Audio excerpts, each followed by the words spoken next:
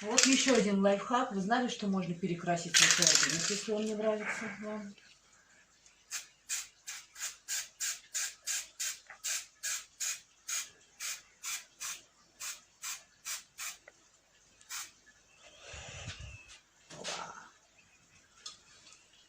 Вот уже, конечно, итог. Но если кому-то интересно, могу снять мастер-класс, как это сделать.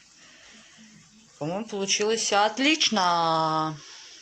У нас встроенный шкаф, поэтому белые холодильники, ну, как-то совсем сюда не вписывались.